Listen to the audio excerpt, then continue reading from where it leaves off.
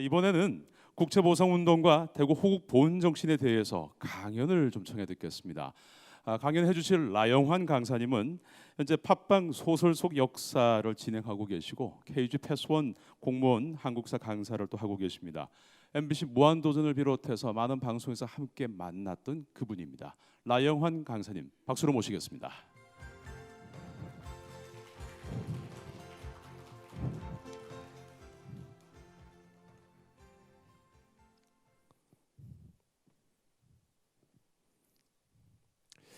자, 안녕하십니까. 오늘 역사 강연을 맡게 된 나영 강사입니다.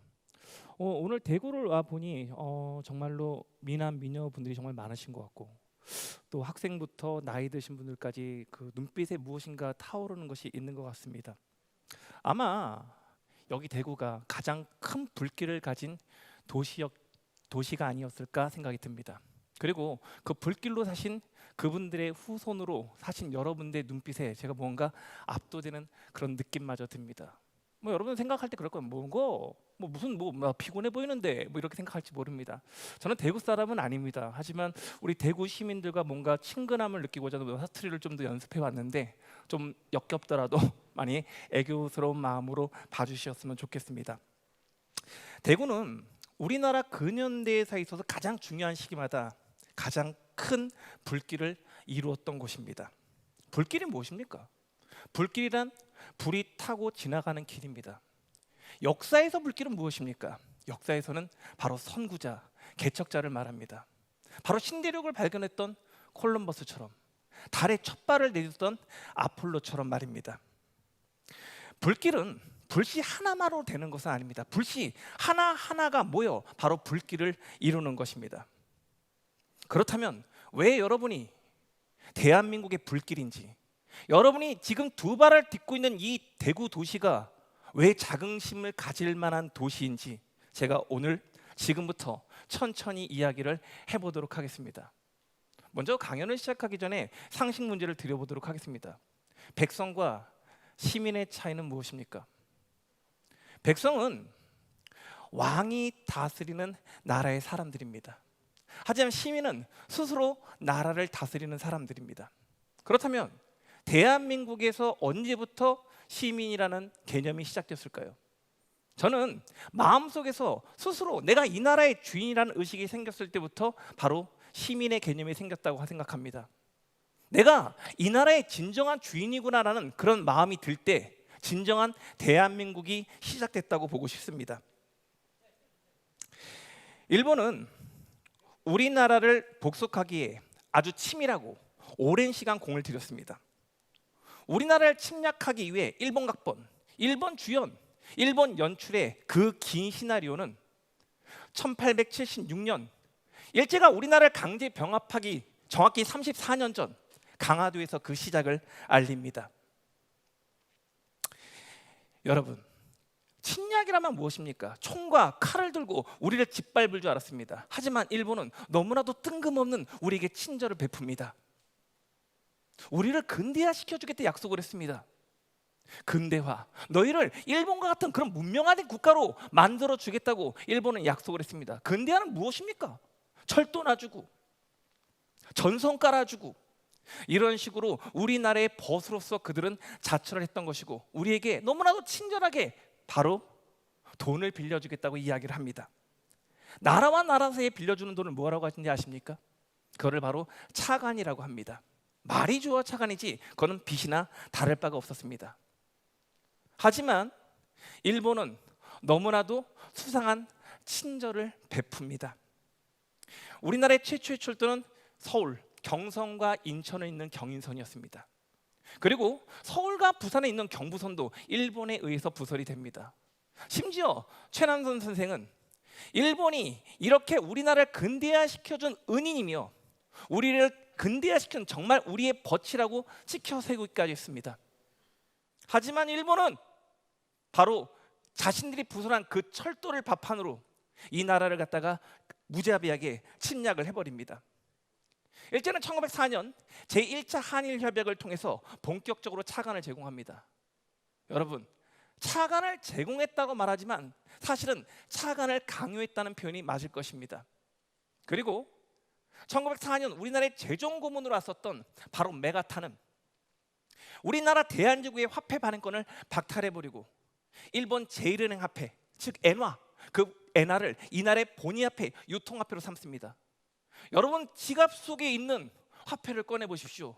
누가 있습니까? 세종대왕이 계십니다. 자랑스럽지 않습니까? 신사임당이 계십니다. 여러분, 하지만 이 당시에 일본 엔화에는 바로 제1은행 사장의 얼굴이 있었습니다. 볼 때마다 얼마나 열이 받았겠습니까?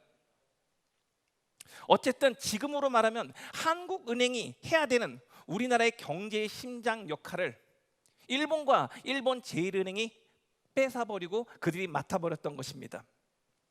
차관을 제공한 일본에 의해서 우리나라의 바로 손과 발은 다 잘려나갈 위기에 처했던 것입니다.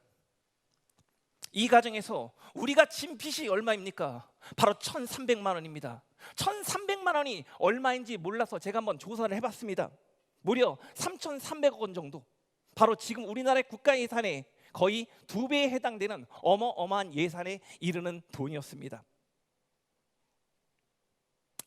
바로 이때 오늘 이곳에 계신 이 대구에 바로 우리 할아버지, 할머니, 우리 여러분들의 이웃들이 먼저 나섰던 것입니다. 먼저 발의한 분들은 대구 강문사 부사장이었던 바로 서상동 선생님이었습니다.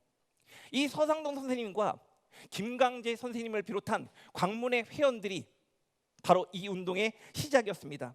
이들은 금연을 하여 국채를 갚을 돈을 모금하자는 의견과 기부금을 모은 것이 바로 국채보상운동의 시작이었습니다.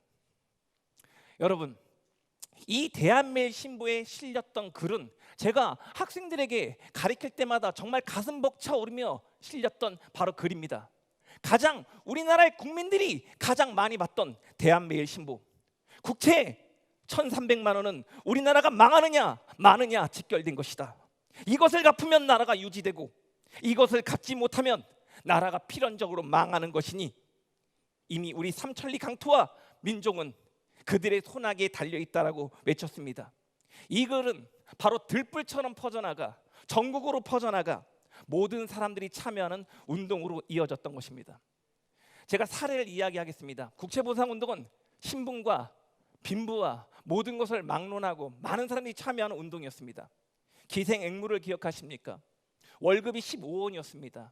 하지만 기생앵무는 과감히 100원의 의연금을 갖다 내었습니다.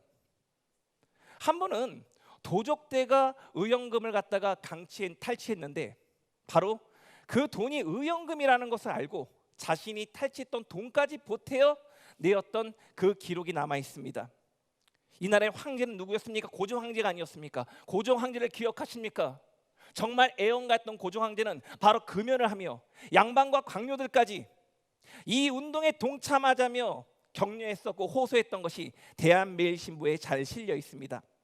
여러분, 이 나라는 양반의 나라였습니다. 여러분, 이 나라는 황제의 나라였습니다. 평민들은 그저 시킨 대로 말 잘 듣는 바로 통치의 대상이었을 뿐입니다. 나랏일에 적극적으로 참여한다는 것은 지금은 어려운 일이 아닙니다. 하지만 이때는 나랏일에 참여한다는 것은 수천 년간의 틀을 깨는 것이었고 바로 대한제국이 대한민국으로 바뀌는 일이었고 바로 우리의 백성이 시민으로 바뀌는 역사적인 순간이었습니다. 국채보상운동은 그냥 단순히 나라의 빚을 갚자는 운동이 아닙니다.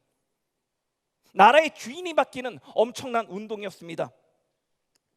이 나라의 모든 종류의 사람들이 심지어 거지까지도 황제를 대신하여 왕을 대신하여 이 나라의 주인임을 자처했습니다. 그리고 그 시작은 바로 이 대구 여러분들의 할아버지 할머니 바로 우리의 이웃이었습니다. 제가 처음 시작의 서두에 여러분을 불길이라고 말을 했습니다. 그 이유가 여기 있습니다. 대구에서 시작한 국채보상운동의 바로 그 불꽃, 여러분 스스로가 하나씩 모금했던 그 불꽃이 모여 불길이 되어 바로 대구에서 시작한 그 국채보상운동은 전국으로 퍼져나갔던 것입니다. 3.1운동이 무엇입니까? 전 국민이 참여한 운동입니다. 이 나라 사람들이 한마음 한뜻으로 내가 주인이란 의식으로 참여했던 운동입니다. 그 3.1 운동이 그냥 생겨났었겠습니까? 그렇지 않습니다. 바로 우리가 힘을 합치면, 우리가 뜻을 모으면 이루지 못할 것이 없다라는 바로 국채보상운동의 그 경험이 그 3.1 운동의 거국적 운동을 탄생시켰다고 보고 싶습니다. 아직도 믿지 못하시는 분들이 있습니다. 여러분, 지금 이 대구는 국가보훈처에서 인정한 독립운동가가 인구 대비 가장 많은 도시입니다. 아마 대구에 사시는 여러분도 아마 그것을 모르시는 분들이 많으셨을 것입니다. 1923년 당시 인구 대비로 봤을 때 대구는 정확히 481명당 1명의 독립운동가를 배출하셨습니다. 이게 얼마나 많은 숫자인지를 모르는 분들이 많으실 겁니다. 원래 자기가 살고 있는 곳을 더 모릅니다. 외부에서 더 많이 알고 있는 거죠. 서울은 812명당 1명, 부산은 1471명당 1명 있습니다. 독립운동가를 배출하는 그 입장에서 보면은 대구가 얼마나 위대한 도시였는지를 여러분이 스스로 명심하셨으면 좋겠습니다. 여러분, 대구는 단순히 이것만으로 끝난 것이 아닙니다. 바로 대구의 자랑, 조선어학회 한글 선생님이셨던 애산 선생님이 바로 대구 출신이십니다. 저는 오늘 마지막 여기 지금 화면에 나와 있는 바로 이상화 시인을 소개하고 싶습니다. 여러분 분명히 국어책에서 배우셨을 거예요. 빼앗긴 들에도 봄은 오는가, 뭐 그냥 빼앗긴 들에도 봄은 왔겠지, 아마 그렇게 생각했을 겁니다. 하지만 빼앗긴 들에도 봄은 오는가가 몇 년도에 발표된지를 아시는 분은 없을 것입니다. 1926년입니다. 그게 왜 중요한 해입니까? 이날의 독립운동이 모두 끝이다. 이제 우리는 더 이상 독립을 이루기 위해서 아무것도 할 수 없다. 우리 마음속에 좌절감이 팽배했을 그 연도가 1925년입니다. 그때 대한제국의 심장이었던 명동의 동양척식 주식회사에 바로 폭탄을 던진 사람이 바로 나석주 선생님이었습니다. 그 나석주 선생님의 그 의거를 뒤에서 계획하고 연출하고 모든 것을 갖다가 계획하셨던 분은 의열단 부단장이었던 이종환 선생님이셨습니다. 그분이 바로 대구의 자랑스러운 바로 그분이십니다.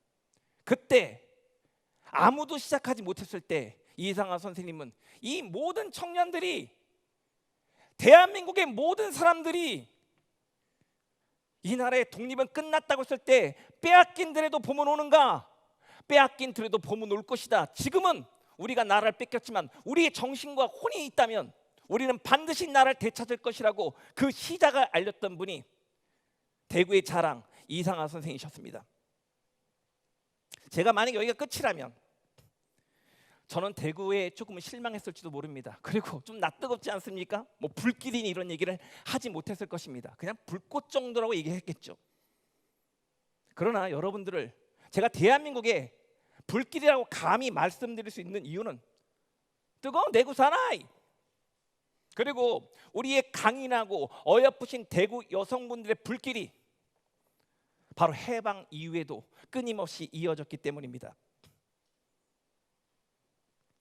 대한제국을 대한민국으로 만든 일을 대구 시민들이 했다면, 대한민국을 더욱더 대한민국답게 만드는 일 또한 그 역시 시작은 바로 대구였습니다.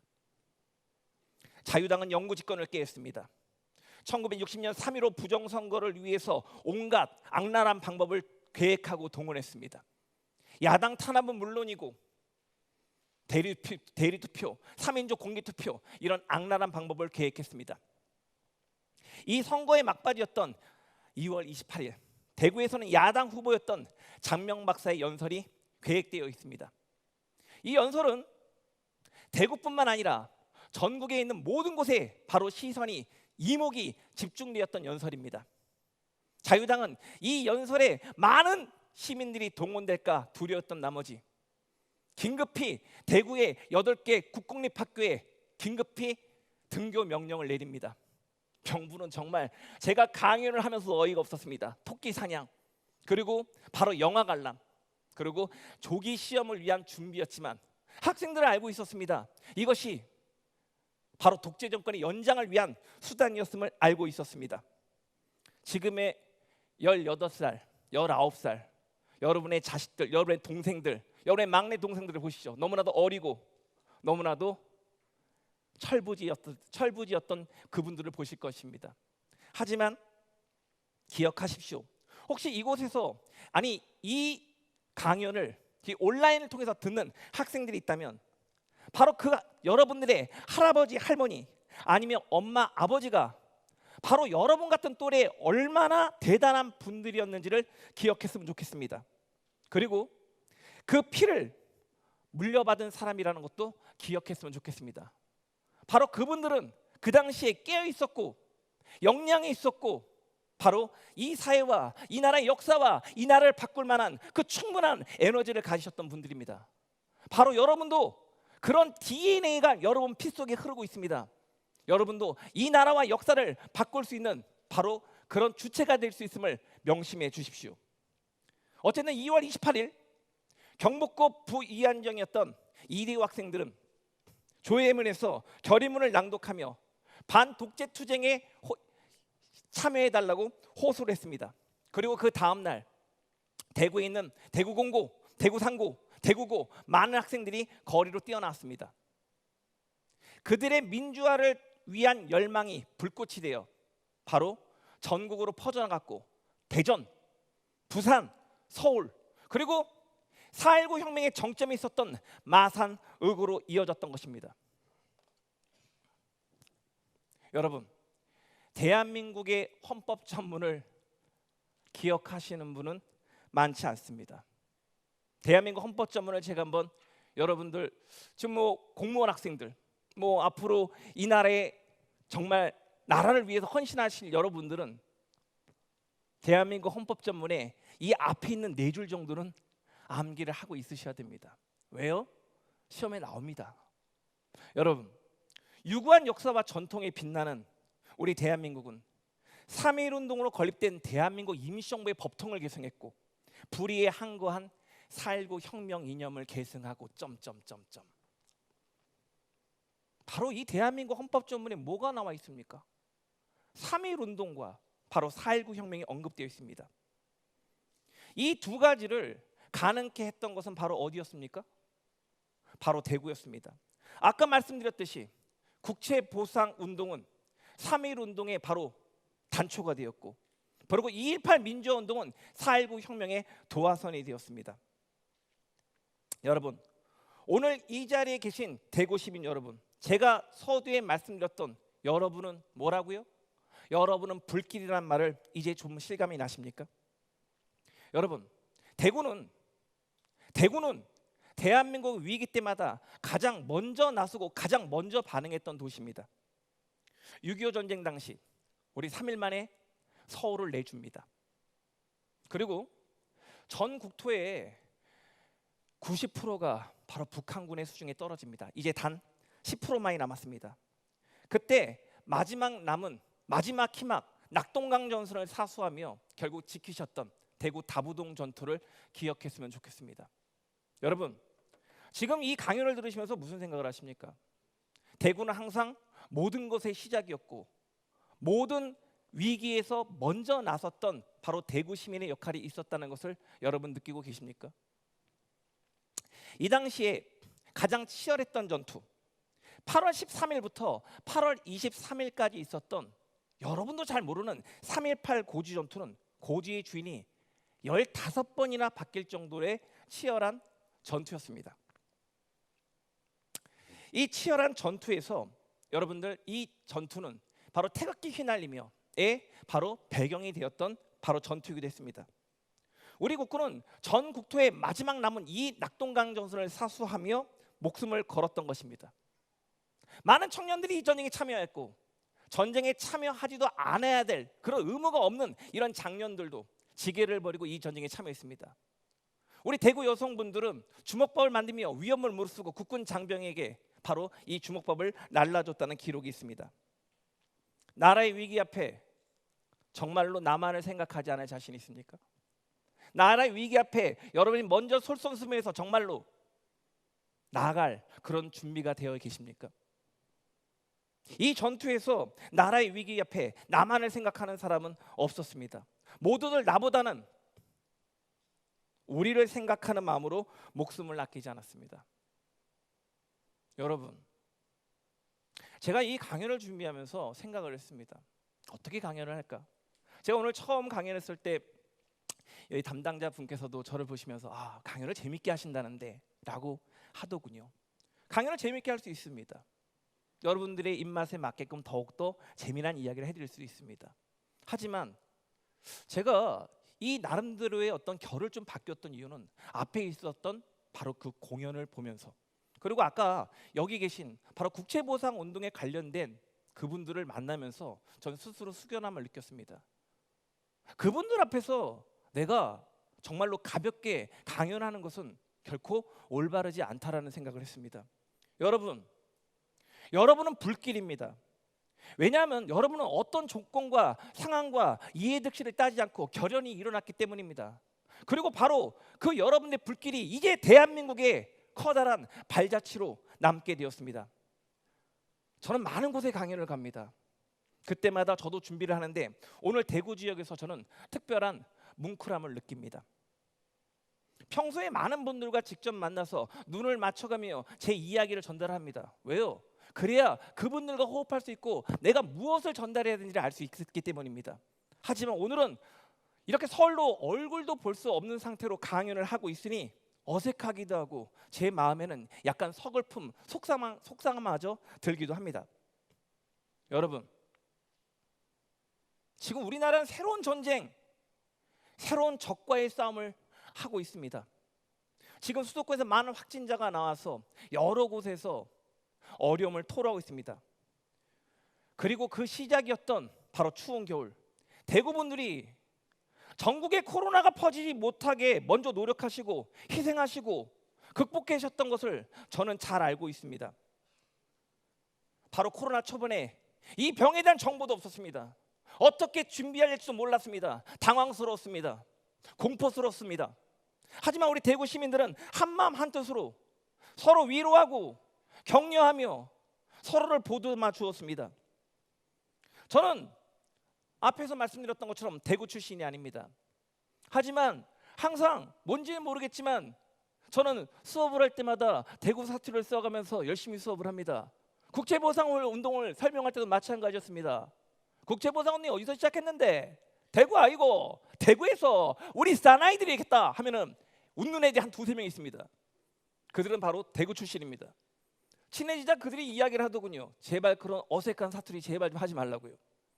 하지만 뭔지 모르게 저는 자꾸 그 사투리가 친근하고 우리 대구에 가장 친근함을 많이 느꼈다고 생각합니다. 기억이 나는 게 대구 동성로 서문시장, 저는 가본 경험이 있습니다. 항상 사람들로 북적거려야 될 곳이었지만 바로 뉴스를 통해서 봤던 그곳은 텅 비어 있었습니다. 그러나 우리 시민들은 불평하지 않았습니다. 불평하지 않고, 그리고 바로 스스로 가게 문을 닫으며 그 외출을 자제했던 모습을 보고 있습니다.